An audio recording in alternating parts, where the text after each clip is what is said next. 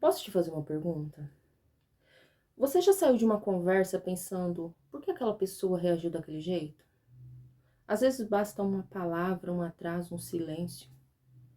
Às vezes até uma mensagem que não foi respondida. E aí, de repente, lá começa uma discussão. E talvez você já tenha vivido isso, ou tenha sido você quem reagiu de uma forma que nem conseguiu entender. E quando tudo passou, fica aquela sensação: eu não queria ter dito aquilo, por que eu reagi desse jeito? Durante muito tempo, nós aprendemos a dividir as pessoas em dois grupos: as boas e as ruins. Mas a vida quase nunca é tão simples assim. Quem dera fosse. Porque antes de existir um adulto, existiu uma criança. Uma criança que aprendeu alguma coisa sobre o amor, sobre o medo, sobre o abandono, sobre segurança, ou também, às vezes, sobre a falta dela.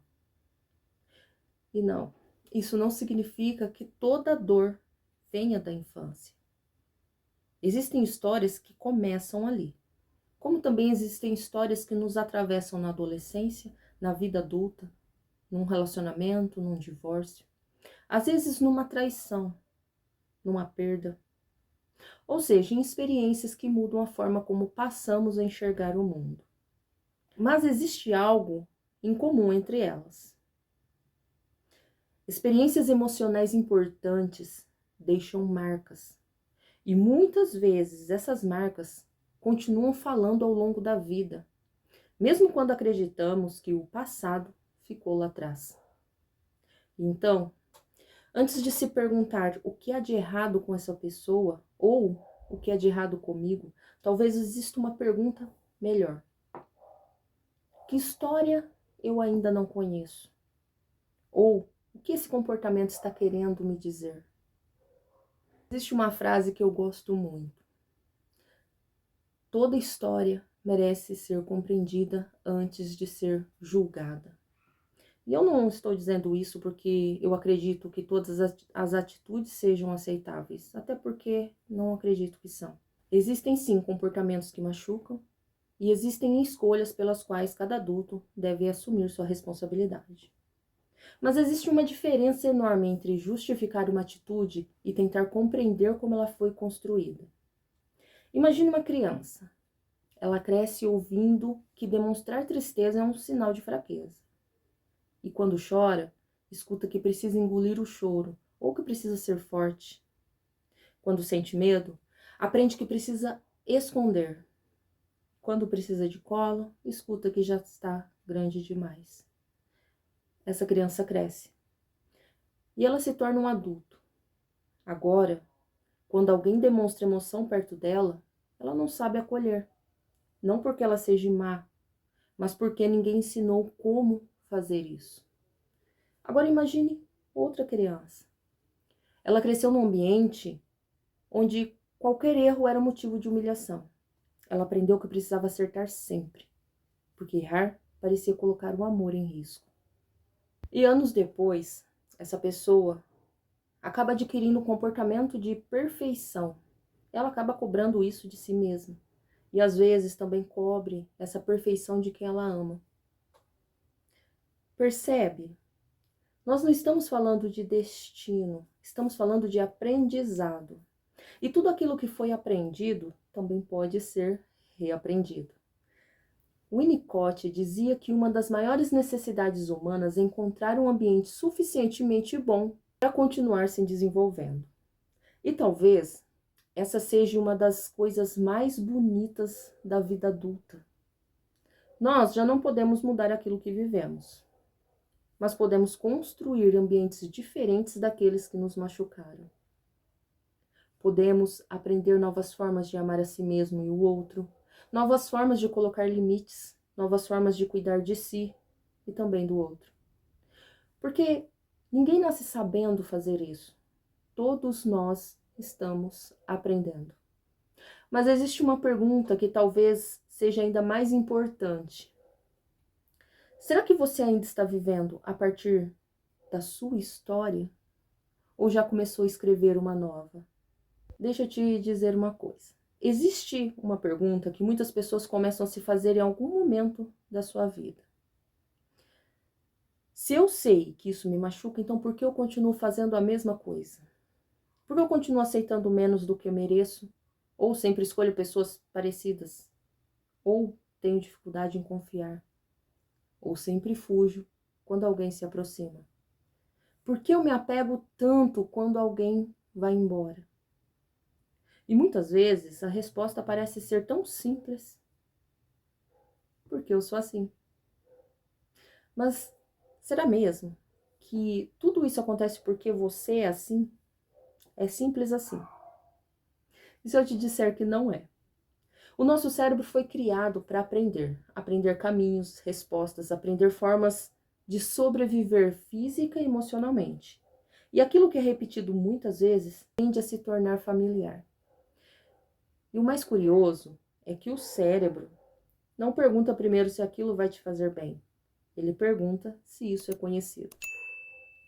E às vezes o conhecido dói, mas ainda assim parece ser mais seguro do que o desconhecido. Talvez seja por isso que algumas pessoas permanecem em relações que machucam, ou evitam relações que poderiam lhe fazer bem. Não porque desejam sofrer, mas porque o cérebro prefere aquilo que já aprendeu a reconhecer. Isso não significa que estamos condenados a repetir a mesma história. Significa apenas que mudanças profundas raramente acontecem apenas porque decidimos mudar.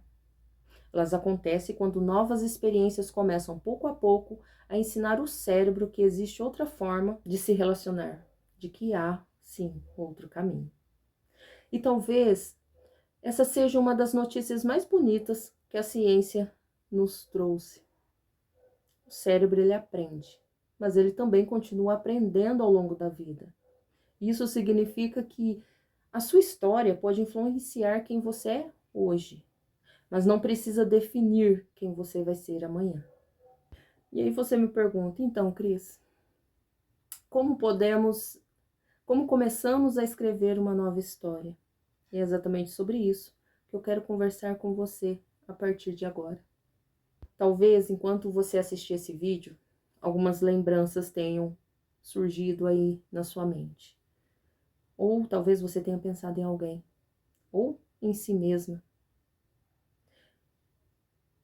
E provavelmente pela primeira vez você tenha conseguido olhar para uma parte da sua história com um pouco mais de gentileza.